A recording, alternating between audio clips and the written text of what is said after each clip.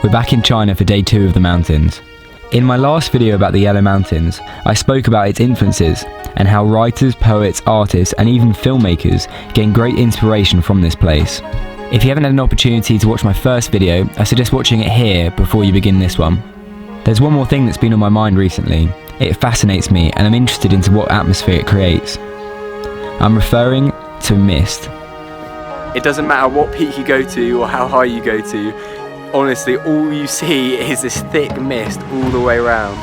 All mist is a cloud of tiny water droplets suspended in the atmosphere, and I'm well aware it's a very strange thing to be amazed by, but let me explain. During my second day in the Yellow Mountains in China, I woke up to a clear and warm day. The scenery unfolded before me as I headed out on early hikes around the mountain. What I wasn't prepared for was that in just a few hours' time the entire mountain was to be consumed by mist. I began to be unable to distinguish shapes in front of me and surprisingly didn't manage to get lost.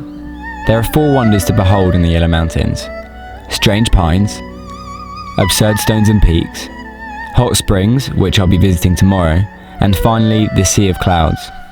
The Sea of Clouds is often described as an ocean of clouds that descends, consuming the mountain. It has become so infamous in China that they have named the 5 oceans of clouds that they experience here.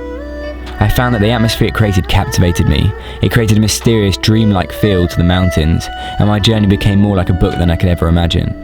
Throughout literature, there has been a fascination with mist and the mountains. Many writers gain inspiration from physical locations such as the Yellow Mountains. They have been recreated within different worlds as they provide a great platform for a rich storyline.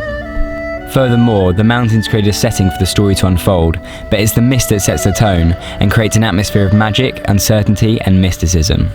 There was also this moment when I stood looking over this bridge. Just a little closer up, there we go. Walking along that bridge down there reminds me of that scene from Jurassic Park when that kid gets taken away.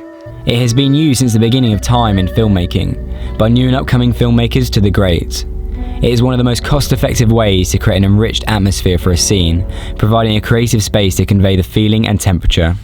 And as the day came to a close, I was left feeling more bewildered by the mountain, ultimately gaining respect for its beauty, and I struggled to sleep, highly anticipating my final day in the mountains.